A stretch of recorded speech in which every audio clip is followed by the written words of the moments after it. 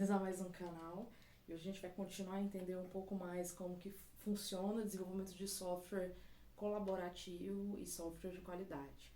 Então, recapitulando um pouco os conceitos que a gente já abordou, eu acho que o conceito que vai nortear um pouco a nossa conversa de hoje é o conceito de processo. Então, o processo, como já foi dito, são as etapas e as tarefas necessárias para você transformar um insumo, que é um input, uma entrada, em um produto, que é saída. Então, o processo vai ser esse caminhar de transformação. E quando eu falo método de desenvolvimento, quando eu falo método, é o como você vai cadenciar, como você vai organizar esse processo. Então, o modelo de processo nada mais são as etapas e o como a gente vai fazer a transformação desse insumo em um produto de valor agregado de software, beleza? E quando eu falo de modelo de processo de software, quando eu falo processo de software, eu estou falando em 4 elementos. Eu preciso ter sempre 4 elementos. Quais são esses elementos?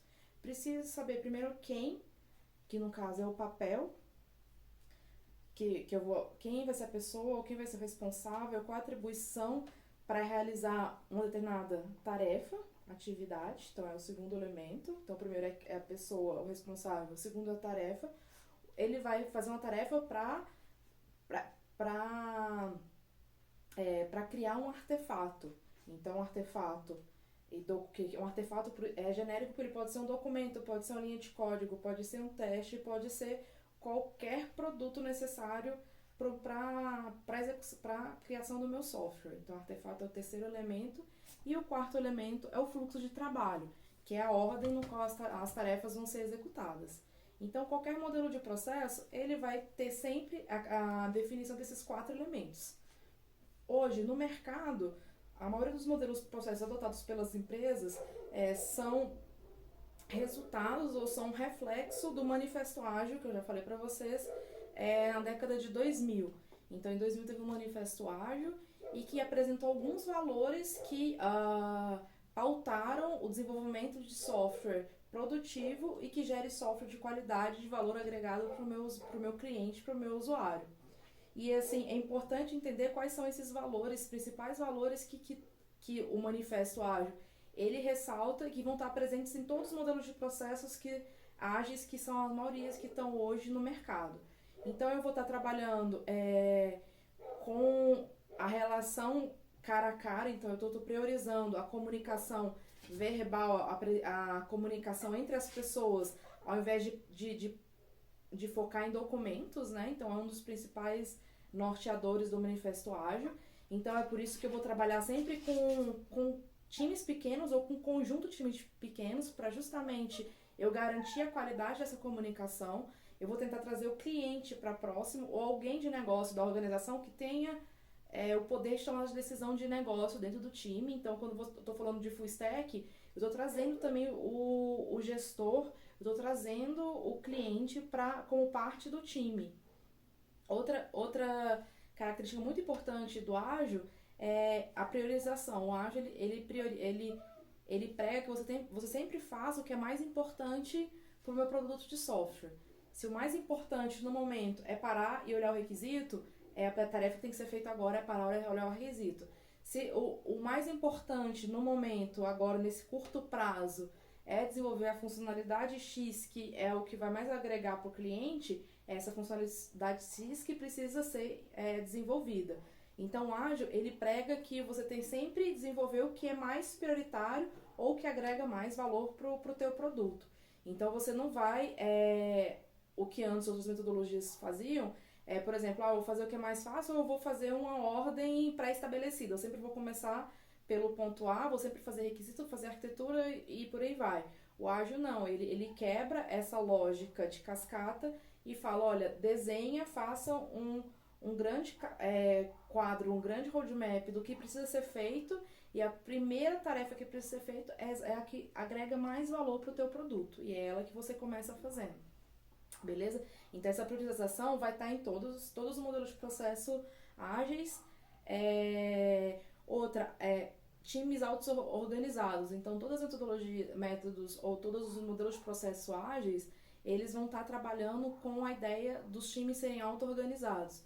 Então, se você pensar no DevOps ou nos squads ou outros modelos de processo ágil, você vai tentar você vai trazer para o teu time todas as capacidades importantes para o desenvolvimento do seu software. Se você precisa de um designer para o seu software, o time tem que ter um designer dentro do próprio time. Se você precisa de um cientista de dados dentro do seu time, ou para o seu produto, ele tem que fazer parte do time, sim, vai. Então, assim, você tem um time que ele por si só, ele dá conta do recado, ele consegue desenvolver todas as funcionalidades necessárias para o software, e ele consegue se auto-organizar. Ele próprio faz a gestão do projeto, do produto, e ele mesmo toma decisão.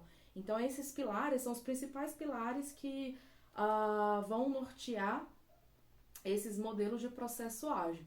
Aí, antes de entrar nesses que estão mais na moda ou que estão sendo mais falados, é legal a gente começar pelo primeiro, assim. Então, a gente vai começar pelo Scrum, porque o Scrum foi o primeiro modelo de processo ágil, ou o primeiro que foi adotado em grande escala. E ele foi proposto pelo Jeff Sutherland, e a ideia do Scrum é criar um modelo de processo bastante enxuto. Então, mas ele vai ter sempre os 4 elementos que qualquer modelo de processo tem. Então, é isso que é legal da gente olhar. Então, o Scrum, quando você pensa nas pessoas, o primeiro elemento do modelo de processo são as pessoas, o Scrum, ele define três papéis somente. Ele define o Scrum Master, ele define o PO, ou Product Owner, e ele define o time, beleza? E cada um deles tem uma atribuição bem específica. Quem é o Scrum Master? O Scrum Master, ele é o responsável por garantir a execução da metodologia ágil. Ele é responsável por garantir as práticas ágeis. Então, o que isso quer dizer? Isso quer dizer que dentro do Scrum a gente vai ter um ritual, por exemplo, planejamento que está previsto que seja executado em 1 hora. Então, é o Scrum Master que, antes de começar a reunião, vai organizar essa reunião de forma que a gente consiga fazer um plane em 1 hora. Então, o stand-up, outro ritual do ágil. Então, o Scrum Master é responsável por garantir que seja executado todos os dias o stand-up do time. E outra coisa que é atribuição do Scrum Master é tirar impedimentos. Então, o que significa esse tirar impedimentos? É qualquer problema do dia a dia mesmo, da rotina do time, que impeça o time de desenvolver uma funcionalidade, beleza? Então, vamos dizer que um dos problemas hipotéticos, alguém do time quebrou a máquina naquele dia. Então, ele vai ajudar a resolver esse problema de conseguir uma máquina, parear com a pessoa por perto que tem uma máquina boa, enfim. Então, ele vai facilitar qualquer problema que tem no dia a dia do time, ele vai facilitar para que esse problema seja resolvido e não impacte na entrega, beleza? O segundo papel é o PO, Product Owner, que é a visão de produto. Essa atribuição, ela está evoluindo com o tempo. Hoje a gente já fala muito mais de estrategista de negócio, porque ele é muito mais que dono do produto, ele pensa numa estratégia global do negócio, da organização e do produto, e ele está tomando decisão de negócio o tempo todo ali dentro do time. Então, ele vai priorizar as funcionalidades, ele vai mostrar o que é mais importante o tempo inteiro para o time e vai direcionar os esforços para onde que realmente agrega um valor de negócio daquele produto de software. E os demais é o time. E o time, o Scrum deixou bem aberto porque o time o que que precisa. Porque tem um grupo, tem um projeto que vai precisar só de desenvolvedor, vai ter um projeto que vai precisar de desenvolvedor e designer, vai ter um projeto que vai precisar de desenvolvedor, designer e cientistas de dados e por aí vai. Mas aí para não dar um nome genérico, assim, todo time precisa de um designer, não necessariamente. Então ele deixou o nome só time, mas todas as atribuições técnicas necessárias para desenvolver um produto. Então o Scrum ele tem esses 3 quens. O segundo elemento são os artefatos, né, que eu preciso modelo de processo. Então, o Scrum ele vai ter basicamente 3 artefatos. Ele tem o backlog de produto. O que é o backlog de produto? São todas as funcionalidades, todas as tarefas necessárias para a entrega do meu produto. Então, é uma lista de compras de tudo que eu preciso fazer, tudo que eu preciso comprar, tudo que eu preciso fazer para entregar meu software. E isso é feito tanto no início do projeto, mas ele é constantemente revisitado e atualizados e priorizados, beleza? Então isso, quem tem a responsabilidade de dar essa visão geralmente é o PO. E o segundo artefato do Scrum é o backlog da sprint. Então, a partir dessa lista de backlog de produto, eu tenho uma sublista, que é as tarefas que vão ser realizadas naquela sprint. Então, a ideia é que você queime, que você execute toda aquela lista de tarefas naquele ciclo da sprint, beleza? Então, esse é o segundo artefato do Scrum. O terceiro artefato, que é o último, é o burn down. Então, o burn down, se vocês olharem, ele nada mais é que é um gráfico que ele mostra no eixo X o tamanho, a duração da sprint, se é de uma semana, 2 semanas, um mês, por aí vai. E no eixo Y, ele mostra a quantidade de pontos dentro do backlog da sprint que ainda não foram finalizados.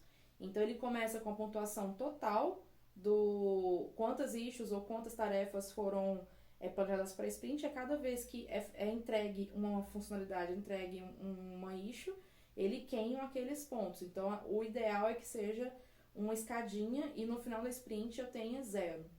Então, essa é a ideia do burn down. E o burn down é uma forma de monitorar a entrega contínua do meu time, uma forma de monitorar a produtividade do teu time. Depois a gente vai entrar mais nessas métricas, mas para entender a grosso modo o que significa esse gráfico, que é o terceiro artefato do Scrum.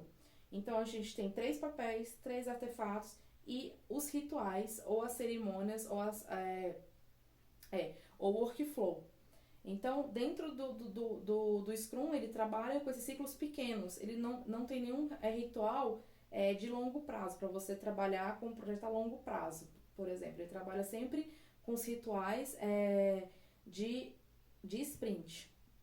Beleza? Então, ele trabalha com workflow contínuo de sprint, que é repetido a cada novo ciclo.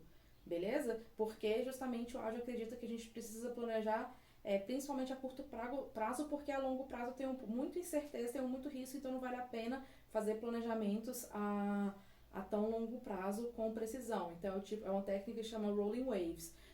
Você faz um planejamento a longo prazo, mas a grosso modo, sem detalhar, que é o caso do backlog do produto, e a cada sprint você detalha o planejamento daquele ciclo de trabalho, que aí você realmente faz um planejamento bastante detalhado. Então o Scrum ele se foca muito nesse aspecto.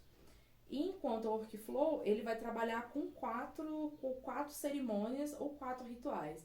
E por que o Scrum ele usa esse vocabulário ritual? Porque a lógica é a seguinte: você gasta muito tempo, por exemplo, planejando uma reunião. Você precisa ver a disponibilidade de todas as pessoas envolvidas, você precisa ver o horário, o local e por aí vai. E esse planejamento de reunião ou planejamento de planejamento gasta muita energia. Então ele fala que você não tem que gastar tempo planejando algo que é rotineiro. Então você tem que transformar o próprio modelo de processo de desenvolvimento uma rotina. Então um ritual que, independente do que aconteça naquele dia, se eu planejei, por exemplo, meu plane na segunda-feira às 8 da manhã, independente do que aconteça, segunda-feira às 8 da manhã tem um plane. Beleza? Então por isso que eles usam muito essa palavra ritual. Então são 4 rituais que o Scrum ele trabalha. Então o primeiro é o planejamento da sprint. E qual é o objetivo dele? É você ter o backlog do produto. O PO, ele prioriza, ele fala, olha, para mim o mais importante são esses itens aqui do meu backlog.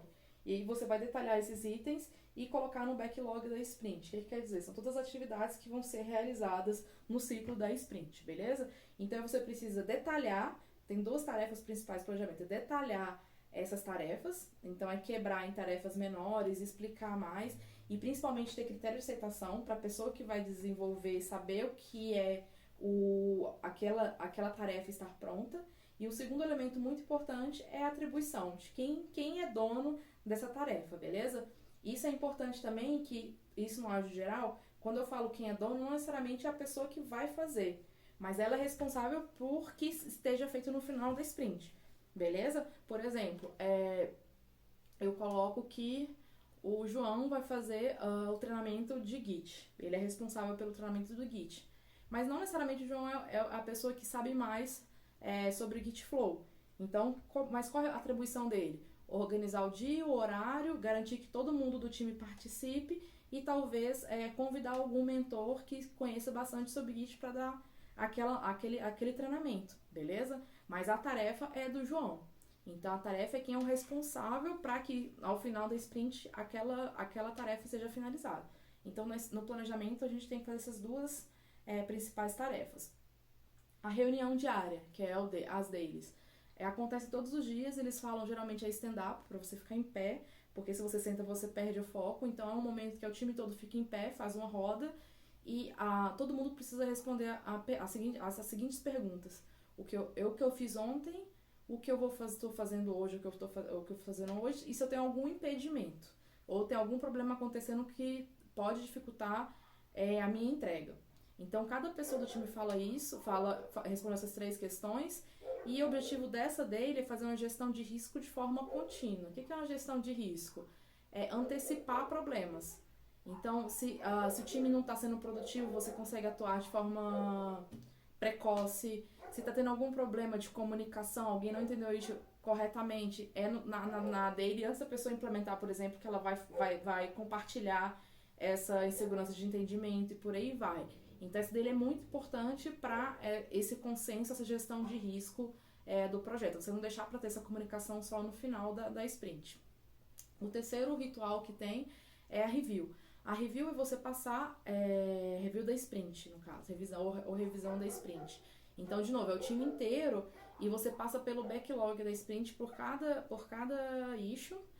E a pessoa que foi responsável por aquela issue, ela fala o que foi feito daquela tarefa. Então, para que serve essa review? A revisão da sprint serve para que todo mundo entenda o que está acontecendo no projeto. Por que todo mundo precisa entender o que está acontecendo no projeto? Todo o time precisa entender o que está acontecendo no projeto. Porque não tem nenhum dono do projeto.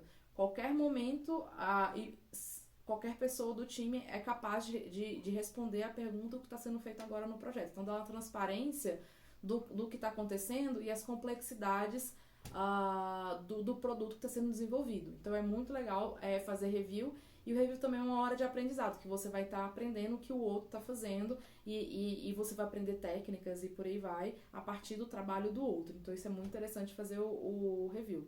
E por fim eu tenho a retrospectiva da sprint. O que é a retrospectiva da sprint? Aí é um trabalho mais de gestão de pessoas, né? Juntar o time inteiro de novo, e você faz 3 quadros. O que não foi legal na sprint, o que foi ótimo na sprint e o que precisa melhorar. Beleza? Então, assim, o que foi bom. As pessoas devem fazer isso de forma mais transparente possível. Então, assim, às vezes a gente fica com algum receio de magoar um colega, de expor um colega. Eu não gostei que essa semana você sumiu, por exemplo. Enfim.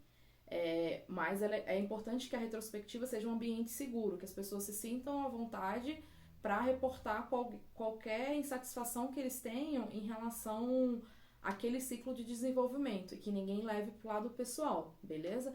Então esse momento é para vocês fazerem realmente uma reflexão de como melhorar a produtividade de vocês, como melhorar o trabalho do time.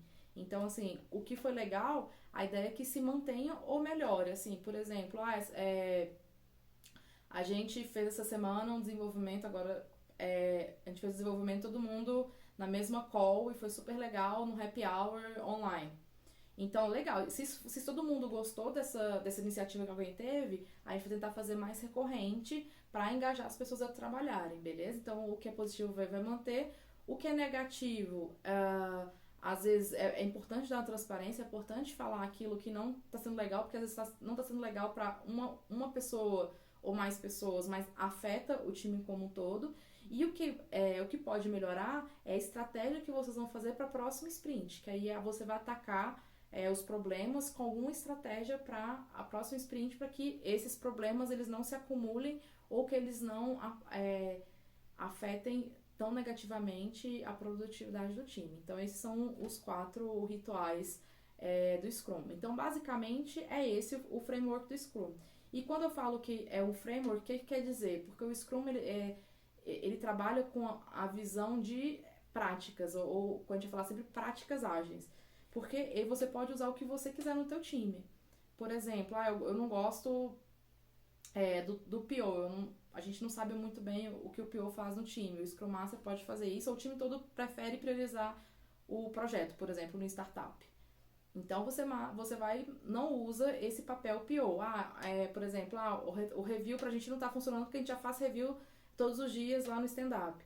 Então eu jogo fora. Então, assim, é importante entender que aqui são propostas de práticas, mas que no experimentar do Jeff Sutherland ou de outros engenheiros de software, perceberam que esses rituais, essas práticas refletem no software de qualidade, refletem num time produtivo. Então, é um framework no sentido de que você consegue adequar essas práticas, esses papéis e esses artefatos para o contexto do projeto, para o contexto do time, para tentar potencializar a produtividade e a entrega de valor, beleza? Então, aí